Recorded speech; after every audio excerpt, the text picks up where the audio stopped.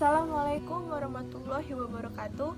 Perkenalkan, nama saya Kak Yulianti, NPM 1951040055. Saya dari Prodi Manajemen Bisnis Syariah, Universitas Raden Intan Lampung. Di sini saya ingin membuat video tugas materi tentang aliran Jabariyah ekstrim dan moderat. Pertama, pembahasan ilmu kalam dalam pengembangan masalah keyakinan agama itu belum muncul pada zaman Nabi. Umat pada masa itu menerima sepenuhnya apa yang disampaikan oleh Nabi. Mereka tidak mempertanyakan secara filosofi apa yang mereka terima itu. Terkadang ketika terjadi kesamaran pemahaman, mereka hanya tinggal bertanya kepada Nabi, kemudian Nabi menjawab, dan umat pun merasa puas dan tentram. Namun hal itu berubah ketika Nabi wafat. Nabi yang tepatnya bertanya sudah tidak ada lagi. Kemudian menanggapi pertanyaan-pertanyaan tersebut, maka muncullah dua paham yang saling bertolak belakang yang berkaitan dengan perbuatan manusia. Kedua paham ini disebut dengan istilah Qadariyah dan Jabariyah. Di sini saya akan membahas Jabariyah. Pertama kita masuk ke pengertian Jabariyahnya.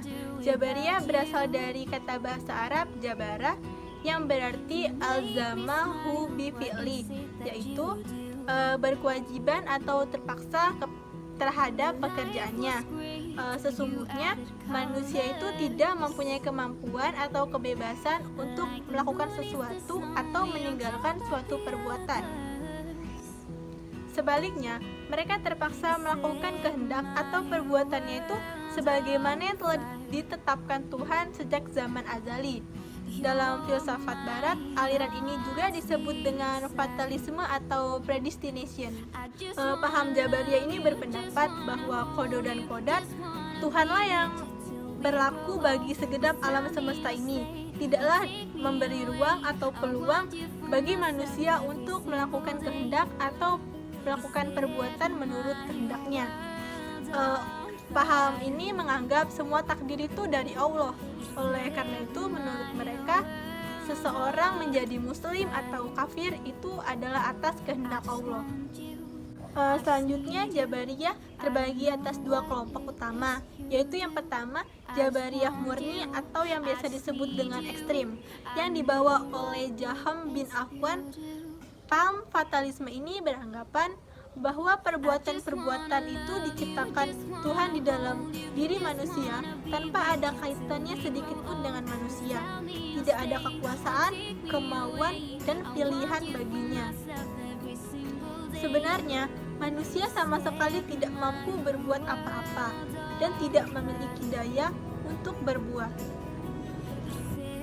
Jika demikian, maka taklif atau pelaksanaan kewajiban dan tanggung jawab juga merupakan suatu paksaan.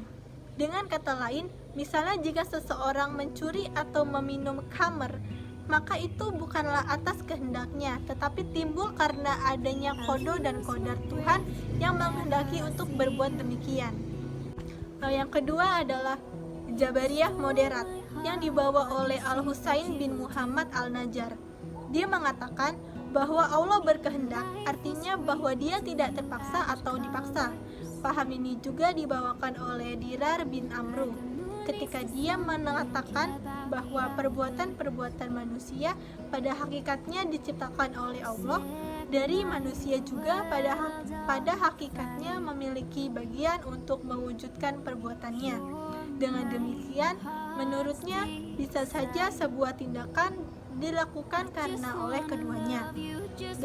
Dalam hal ini diakui adanya intervensi manusia dalam perbuatannya, sehingga manusia tidak lagi seperti wayang yang digerakkan oleh dalang. Baiklah, mungkin sekian video dari saya. Semoga video ini dapat bermanfaat untuk kita semua. Apabila ada kesalahan, saya mohon maaf. Wassalamualaikum warahmatullahi wabarakatuh.